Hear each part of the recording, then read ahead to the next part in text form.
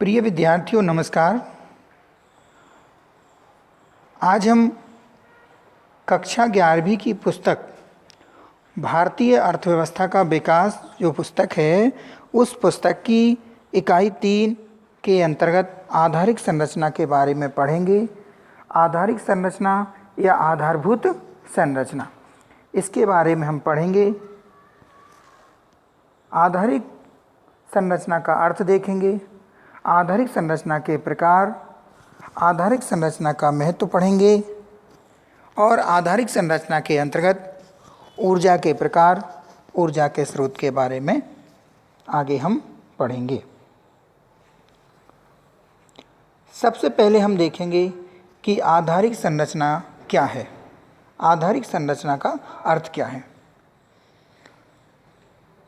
आधारिक संरचना औद्योगिक व कृषि उत्पादन, घरेलू व विदेशी व्यापार और वाणिज्य के प्रमुख क्षेत्रों में सहयोगी सेवाएं उपलब्ध कराती है। जो आधारभूत संरचना है वह उद्योगों में, कृषि के क्षेत्र में, घरेलू चाहे विदेशी, इन सभी क्षेत्रों में सहयोग उपलब्ध कराती हैं। इन सेवाओं में सड़क, रेल, बंदरगाह, हवाई अड्डे, बांध, बिजली घर, तेल व गैस पाइपलाइन, दूरसंचार की सुविधाएं, स्कूल, कॉलेज सहित देश की शैक्षिक व्यवस्था, अस्पताल व स्वास्थ्य व्यवस्था, सफाई, पेयजल और बैंक, बीमा व अन्य वित्तीय संस्थाएं और मुद्रा प्रणाली इसमें शामिल रहती है।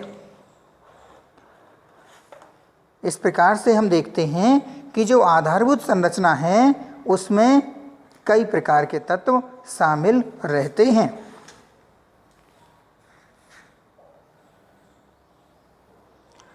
आधारिक संरचना के प्रकार। अब हम पढ़ेंगे आधारिक संरचना के प्रकार। आधारिक संरचना को अध्ययन की दृष्टि से, सुविधा की दृष्टि से दो भागों में विभाजित किया जा सकता है। आर्थिक आधारिक संरचना और सामाजिक आधारिक संरचना। आर्थिक आधारिक संरचना, इसका तात्पर्य उन सभी सुविधाओं और सहायक प्रणालियों से होता है जो आर्थिक विकास की प्रक्रिया का मुख्य स्रोत होती हैं। यह वस्तुओं व सेवाओं के उत्पादन व वितरण की प्रक्रिया में प्रत्यक्ष रूप से सहायक होती हैं, जैसे ऊर्जा, परिवहन, संचार, बैंकिंग आदि। आर्थिक आधारिक संरचना के बाद हम देखेंगे सामाजिक आधारिक संरचना। सामाजिक आधारिक संरचना में उन सभी तत्वों को समावेश होता है, उन सभी तत्वों को शामिल किया जाता है जो देश के सामाजिक विकास में सहायक होते हैं, जैसे शिक्षा है, स्वास्थ्य है, आवास की व्यवस्था आदि। यह सभी हमारे सामाजिक आधारिक संरचना के अंतर्गत आते हैं।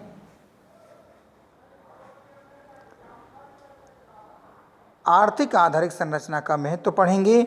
आर्थिक आधारिक संरचना का महत्व, किसी भी देश में आर्थिक आधारिक संरचना का जो रहती है उसकी यदि पर्याप्त मात्रा में उपलब्ध है तो देश का विकास होता है, अन्यथा की स्थिति में देश में विकास नहीं हो पाता है। जिन देशों में आधारिक संरचना में ऊर्जा है, शिक्षा है, परिवहन है, स्वास्थ्य आदि की जो सुविधाएं पर्याप्त मात्रा में मिलती हैं, पर्याप्त मात्रा में उपलब्ध होती हैं, तो आर्थिक विकास भी होता है, निवेश को बढ़ावा मिलता है, रोजगार के अवसरों में वृद्धि होती है, उत्पादन में वृद्धि होती है, बाजार का विस्तार होता है और सामाजिक विकास होता है।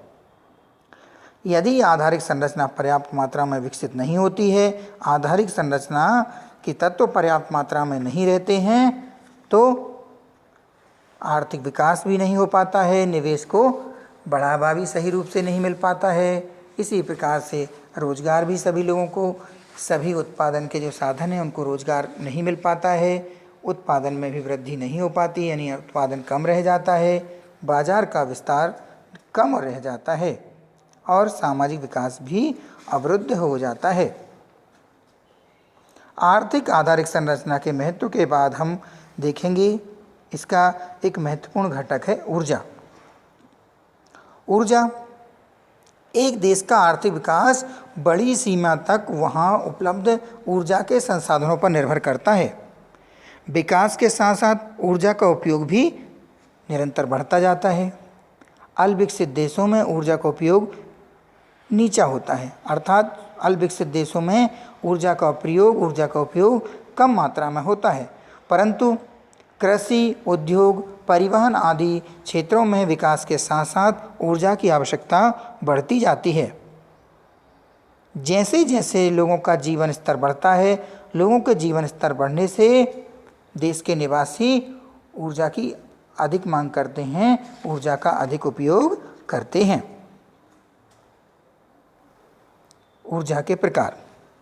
विद्यार्थियों, अब हम देखेंगे ऊर्जा के प्रकार। मुख्य रूप से ऊर्जा के दो प्रकार, व्यापारिक ऊर्जा और गैर व्यापारिक ऊर्जा। व्यापारिक ऊर्जा, इसमें ऊर्जा के उन घटकों को रखा जाता है जिनका प्रयोग उद्योगों, फर्मों, वाणिज्यिक प्रतिष्ठानों आदि में व्यापारिक उद्देश्यों के लिए किया जाता है। इन्हें प्राप्त करने के लिए कीमत अदा करनी होती है, अर्थात इनको खरीदने के लिए, इन्हें प्राप्त करने के लिए कुछ राशि का भुगतान करना होता है तथा इनके क्रय विक्रय हेतु एक व्यवस्थित बाजार होता है।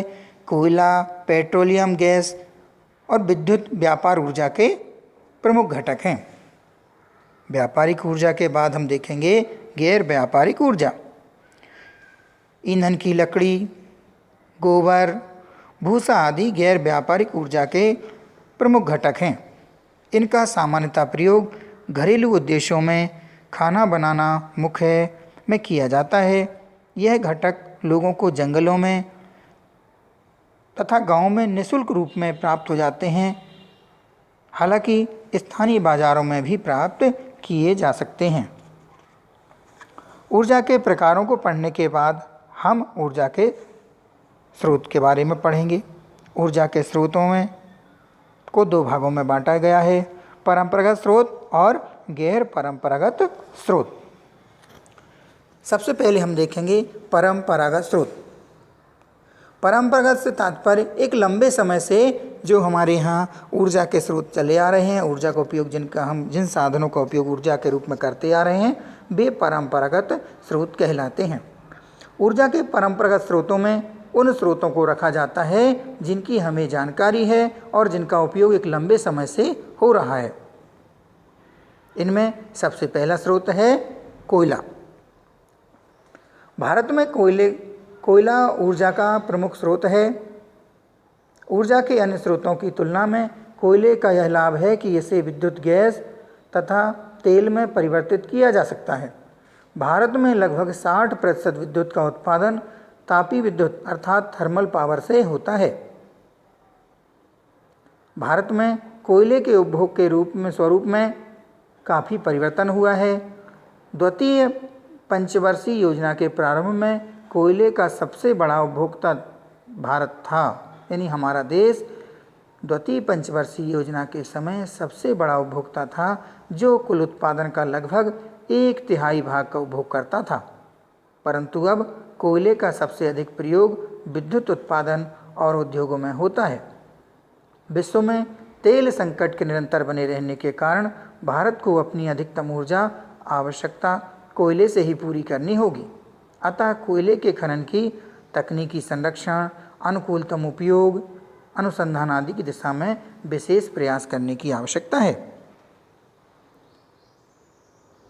अगला परंपरागत स्रोत है पेट्रोलियम।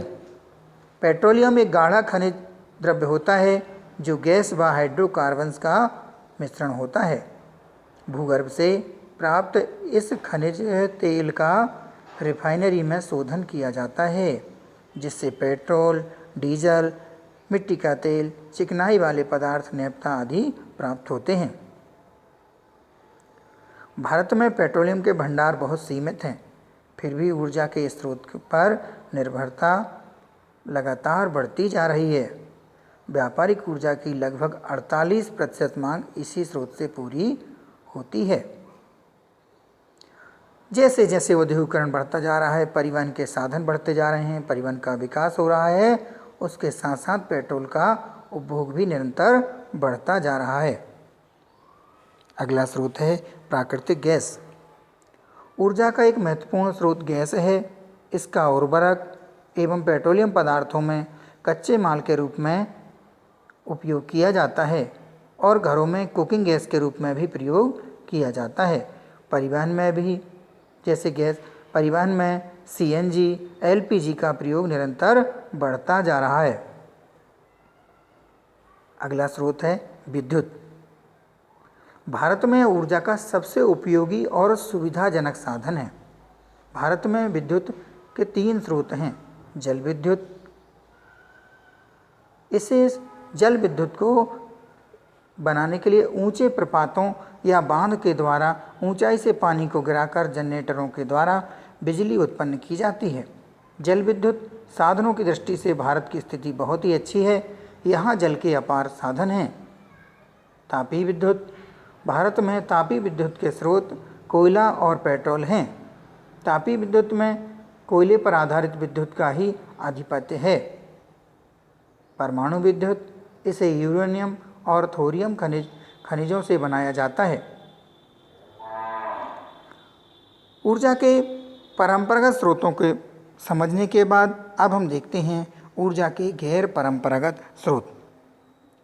ऊर्जा के गैर परंपरागत स्रोतों से आशय ऊर्जा के उन स्रोतों से है जिनकी खोज पिछले कुछ वर्षों में हुई है, अर्थात जो परंपरागत नहीं हैं। ऊर्जा के परंपरागत स्रोतों की सीमितता के कारण ऊर्जा के नए अर्थात गैर परंपरागत स्रोत का विकास जरूरी हो गया। ऊर्जा के गैर परंपरागत स्रोत पुनर्उपयोगी होते हैं तथा पर्यावरण को दूषित नहीं करते हैं। ऊर्जा के प्रमुख गैर परंपरागत स्रोत निम्नलिखित हैं। सबसे पहले सौर ऊर्जा। इसमें सूर्य के ताप को ऊर्जा में परिवर्तित किया जाता है। इसका प्रयोग खाना पकाने, पानी को गर्म करने, सिंचाई करने, फसल सुखाने तथा ग्रामीण क्षेत्रों का विद्युतीकरण करने में किया जाता है। अगला पवन ऊर्जा है। पवन ऊर्जा। भारत में पवन ऊर्जा की कुल संभावित क्षमता 45,000 मेगावाट अनुमानित की गई है, परंतु इस क्षमता का केवल लगभग 15,000 मेगावाट तक ही उपयोग संभव है। वायु ऊर्जा। वायु ऊर्जा यह ऊर्जा जीव अथवा जैव पदार्थों से प्राप्त की जाती है। यह 2 प्रकार की होती है, बायोगैस तथा बायोमास। बायोगैस के अंतर्गत गोबर गैस प्लांट के अंदर गोबर डालकर ऊर्जा उत्पन्न की जाती है। यह प्लांट गोबर से गैस पैदा करने के अतिरिक्त गोबर को खाद में बदलता है। अगला है इसमें बायोमास। यह वनों से प्राप्त लकड़ी, गन्ने की खोई, कृषि क्षेत्र में अन्य अपशिष्टों के माध्यम से ऊर्जा पैदा करने का यह स्रोत है। ऊर्जा के विभिन्न स्रोतों को पढ़ने के पश्चात इस इकाई का हम शेष भाग अगले वीडियो में पूरा करेंगे। अब हम देखते हैं इसके गृह कार्य। विद्यार्थियों, इस वीडियो को पढ़ने के बाद, समझने के बाद आप निम्नलिखित प्रश्नों के उत्तर देने का प्रयास करें। पहला प्रश्न है, आधारिक संरचना से आप क्या समझते हैं? प्रश्न नंबर 2, आधारिक संरचना के प्रकार लिखिए। प्रश्न नंबर 3, आधारिक संरचना का महत्व लिखिए। प्रश्न 4, ऊर्जा के प्रकार लिखिए। प्रश्न 5, ऊर्जा के स्रोत लिखिए। इस अध्याय के शेष भाग को हम अगले वीडियो में पूरा करेंगे। आपने इस वीडियो को पूरा देखा, सुना। आप सबके लिए बहुत बहुत धन्यवाद।